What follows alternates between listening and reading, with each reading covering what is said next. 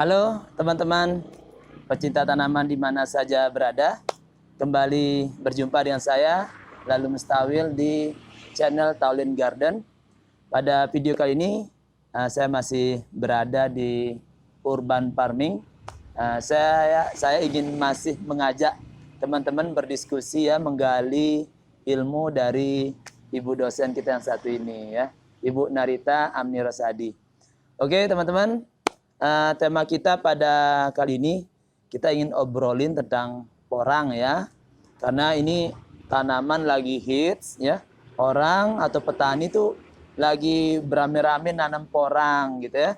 Nah, namun apa dan bagaimana sih sebenarnya porang ini dan seperti apa peluangnya, kita akan saksikan dalam video berikut ini.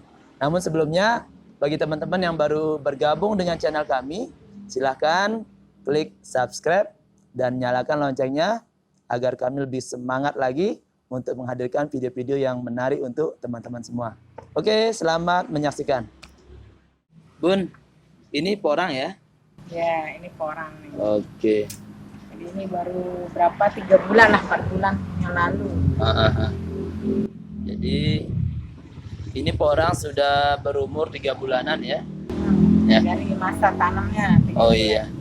Kalau saya lihat Bunda, porang ini hampir mirip dengan tanaman yang ada di kampung-kampung, tapi itu umbinya bisa dimakan. Ya, mungkin betul. Bunda pernah dengar ya? Ya, jadi apakah itu sama dengan porang atau apa? Beda atau gimana? Jadi secara fisiologi ya, dia hampir sama daunnya. Dan batangnya pun hampir sama seperti ini ya. Dia berkatak gini lah ya, kayak mirip katak dia ininya. Cuman yang membedakan itu adalah di daun ini ada umbi kataknya. Jadi umbi katak seperti ini ya. Ya, jadi kataknya dia akan tumbuh di sekitar daun ini nanti banyak. Oh iya. Ya, jadi ini baru mulai vegetatif lah, belum bisa dilihatkan semua ini umbi kataknya. Oh iya. Jadi ini teman-teman mungkin bisa dilihatkan ya. Ini umbi kataknya ya, yang membedakan dia dengan lombus ya namanya. Lombus ya. Jadi ada dua yang memang mirip sekali dengan porang ini ya. Satu porang ini sendiri dan lombus ya. Batang daunnya sangat mirip ya. Karena dia memang masih satu famili ya Bunda ya. Tapi teman-teman yang membedakannya adalah ini ya. Umbi katak yang tumbuh di batang dan di apa namanya ini di ruas daunnya. Jadi sepanjang ini nanti ada umbi kataknya. Yang ini nanti yang akan menjadi bibit atau tunas berikutnya dari porang ini. Jadi selain itu memang dia umbinya kalau yang lombus itu tidak beracun ya. Tapi kalau yang ini itu beracun, dia mengandung sianida. Ya, kalau ini getahnya pun dia dimanfaatkan untuk lem pesawat dan umbinya itu kosmetik, mungkin jadi bedak atau pemutih. Nah, jadi jenis ini yang rame dibicarakan tuh yang jenis ini ya. Yang porang, yang intinya dimanfaatkan untuk ekspor itu yang ini. Nah ini ya. Ya, jadi teknologinya memang di Jepang ya. Inovasi untuk mengolah itu ada di Jepang. Kami hanya mengirim yang mentahnya. Jadi di umbi itu diproses, dipotong-potong, dijemur, lalu itu dikirim. Dan kalau basah itu hampir 80.000 ya 1 kilo. Yang intinya dia cuma isi kadang bisa 3 kilo atau 2 kilo yang satu umbi itu. Besar kan? Umbi kentang tapi lebih besar lagi. Jadi tergantung kesuburannya. Jadi porang ini sih kalau kita mau ini juga gali lagi, mungkin ada ide-ide untuk jadi pestisida alami kayaknya bisa. Kalau udah dia beracun itu berarti bisa untuk musuh alami hama ya, hama penyakit. Nah itu mungkin kita bisa pikirkan samaan. Kalau memang bisa dimanfaatkan secara agribisnya di sini kan nggak perlu ngekspor ke jauh-jauh gitu. Kan nanti kalau ketika sudah banyak yang produksi biasa ya hasilnya juga nilai ekonomisnya juga turun kan, tidak lagi mahal seperti sekarang. Enggak, karena langka saja dia mahal sekarang, karena memang jangka panennya ini sampai 4 tahun kurang lebih. 4 tahun ya. Ya. Jadi, ini baru 3 bulan. Iya, masih lagi 3 tahun lagi Pak. Jadi masih panjang, mungkin anak saya sudah tamat SD. Ini pun kalau ya selamat, karena ini masih di pekarangan, mungkin hanya uji coba saja ya. Jadi syarat tumbuhnya memang kalau tanaman ini biasa di hutan ya Pak. Dia harus ada naungan, misalkan ada jati di atasnya atau tanaman tahunan yang lain.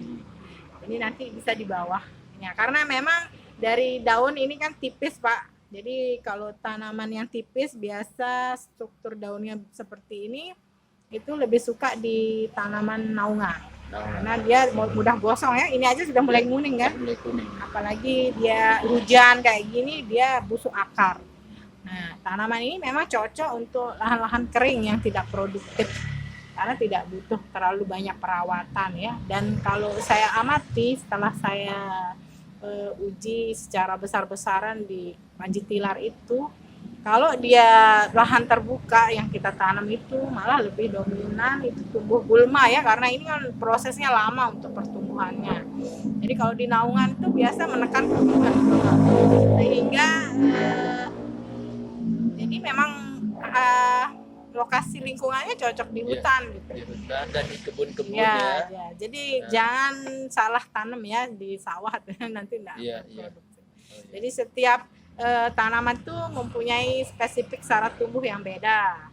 Oleh karena itu kita harus tahu. Nah, disinilah di Urban Farming lah belajar tentang ini ya untuk skala besarnya. Nah, ini biasa jarak tanamnya itu sekitar 70 lah, karena besar kan daunnya itu sampai setinggi kita kalau dilihat di YouTube itu. Dan memang punya bedengan juga seperti kita nanam cabai. Nah, seperti itu. Memang banyak sih sekarang di dataran tinggi ditanam itu, di daerah Jawa itu saya lihat banyak sekali udah mengelut. Nah, kalau sekarang sentralnya di sini di KLU, di Lembar udah mulai menggerakkan. Cuman nggak tahu lah ke depan ya, berjalannya waktu, semoga saja sih cerita tentang tanaman porang ini tidak punah ya, dimakan biasa. Soalnya tren-tren itu pasti fluktuasinya begitu drop kalau sudah panen raya ya. Jadi memang yang perlu di sistem pertanian, baik itu komoditi porang maupun padi dan lain-lain, itu seharusnya ada tren ya, maksudnya beda tanam juga itu perlu diperhitungkan, sehingga ketika ini datanya sudah banyak, produksinya maksudnya di masing kelompok itu, terus harga tidak menjanjikan, yang nangis petaninya gitu. Karena mereka itu kan mencari ekonomi ya. Kalau ekonominya anjlok kan sudah capek-capek nanam dan ini. Nah, itu mungkin tips saya biar bisa mengurangi kegagalan untuk produksi ya. Jadi baiknya kita sebagai pelaku wirausaha agribis pertanian itu sudah membaca pasar dan jangka panjang untuk panen kita, produksi kita. Jangan hanya ikut-ikutan ya, bahasa kita latah lah ya, ikut-ikutan baru tren ini gitu, jangan. Jadi takutnya nanti ketika harga anjlok itu yang kita bisa frustasi untuk memakan lagi. Semua harus diperhitungkan agar memang hasilnya optimal gitu. Seperti misal saya bilang dari awal bibit kan sudah 200.000 nih, belum jadi ya, jadi per kilonya 200.000 kalau kata ini. Nah, itu kalau seandainya dia panen itu kan akumulasi biaya udah berapa kan? Belum tenaga kerja lagi. Lumayan juga harga bibitnya Bunda ya. Ya, jadi 210.000. Untuk bibit memang agak mahal ya, dan memang agak langka kalau di NTB. Itu masih penakarnya sedikit di KLU itu. Jadi masih supply dari Jawa. Nah, bibit ini juga bermacam-macam ya variannya, ada yang ukurannya besar, ada yang kecil, jadi memang berdasarkan grade juga. Selain itu daya kecamahnya itu ternyata lama ya, karena saya di Kekali itu nanam itu hampir 3 bulan sebelum hujan turun, itu udah harap-harap cemas, pikirannya udah nggak mau tumbuh nih benih, karena lama sekali dormansinya lama. Jadi memang harus betul-betul dikering anginkan. Menurut info di YouTube itu saya belajar juga, itu harus dikering anginkan di wadah kleong ya, istilah kita apa ya? Tampah. Ya, tampah itu yang tapi yang jangan tampah yang ini yang jarang-jarang itu yang Oh, iya. ya.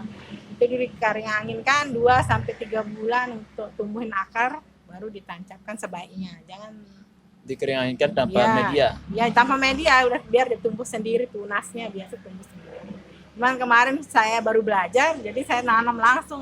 Itu yang membuat daya Dia tahan lama. Tapi tumbuh juga akhirnya. tumbuh. Cuman ya 3 bulan lebih lah, akhirnya pas hujan pertama itu sudah serentak tumbuh. Cuman di situ itu ya itu udah gulma yang memang jadi kendala.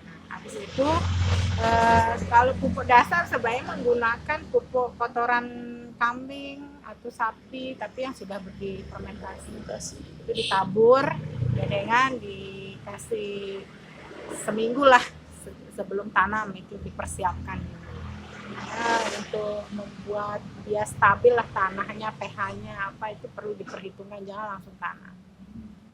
Seperti itu. Dan untuk pemeliharaan kita bisa mungkin sebulan sekali kasih ke pupuk cair, ekoenzim dan lain-lain yang kaya N dulu kan untuk tumbuhannya.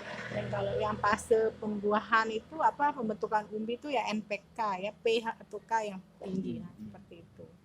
Itu aja mungkin. Dan kalau nilai analisis usahanya yaitu harus kuat di bibit.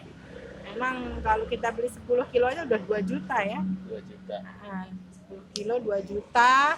Kalau 20 kilo itu udah kali-kaliannya sudah itu gitu. Artinya 10 kilo untuk 10 are ya. Dan biaya tenaga kerja terutama yang berat untuk bedengan ya. Itu kemarin saya yang 10 are itu 2 hari 400.000 2 orang. Nah, itu mungkin biaya produksi yang harus betul-betul banyak ya untuk usaha ini, orang yang harus dominan dikeluarkan lah timbang yang lain. Kalau pemupukan saya rasa enggak begitu banyak.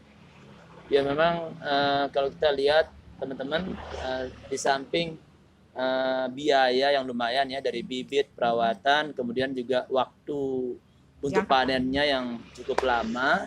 Nah, ini memang perlu diperhitungkan matang-matang ya bagi teman-teman yang ingin menanam porang ini gitu ya. Nah, Bunda, untuk antisipasi misalnya, ini kan karena jangka tanamnya panjang banget ya. Oke lah, mungkin sekarang lagi hit dan harganya lagi wow gitu ya. Apakah ada semacam perlindungan untuk petani porang sebagai antisipasi ketika terjadi hal yang tidak kita inginkan tadi, misalnya begitu panen ternyata nggak ada yang menyerap atau harga sangat anjlok seperti itu?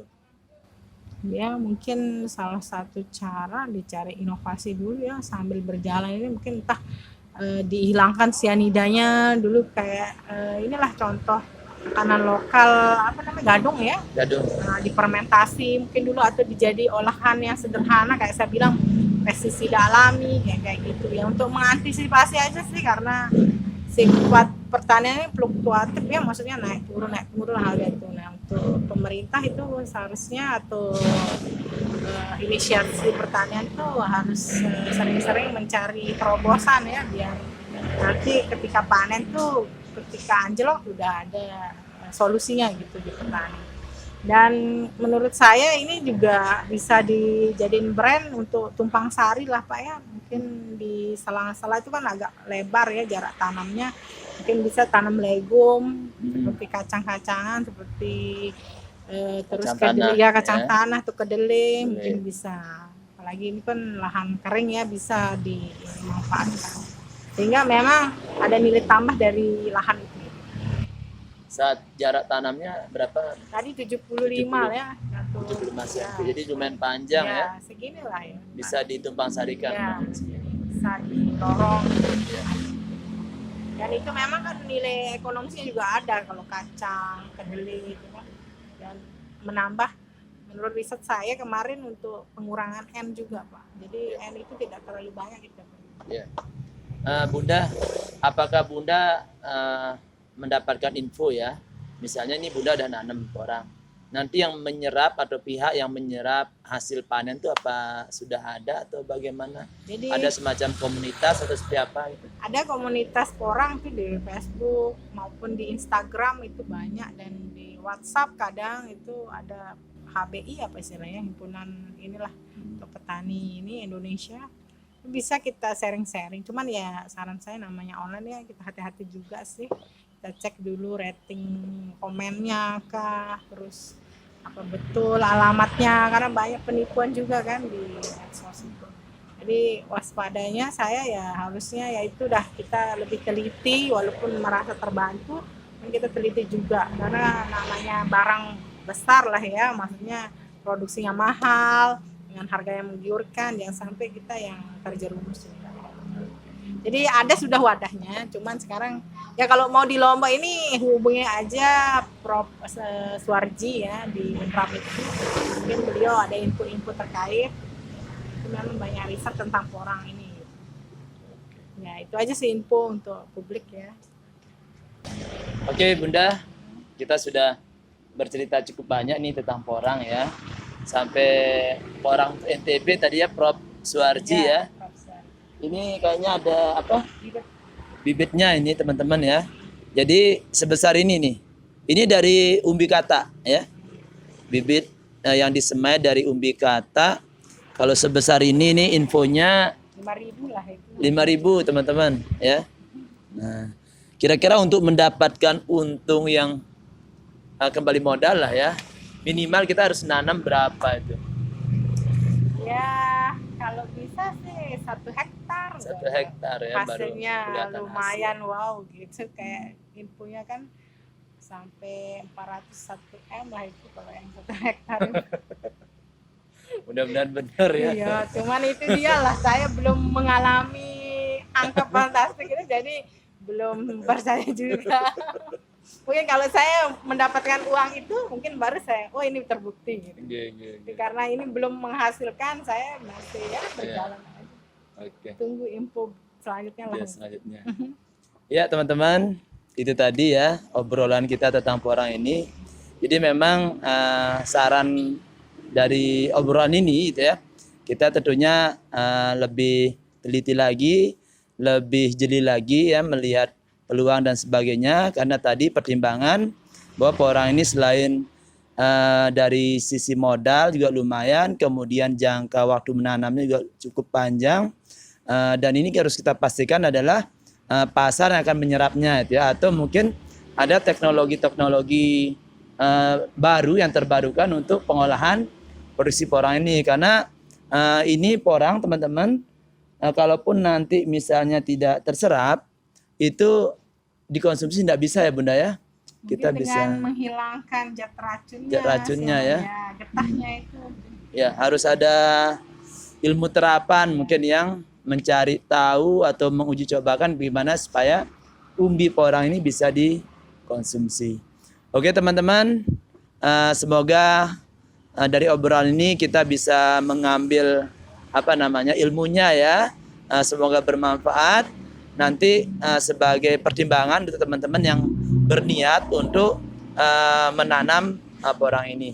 Oke, sampai di sini dulu obrolan kita. Selanjutnya jangan lupa untuk mengklik like, komen, dan share video ini untuk berbagi cerita ini kepada teman-teman kita yang lain.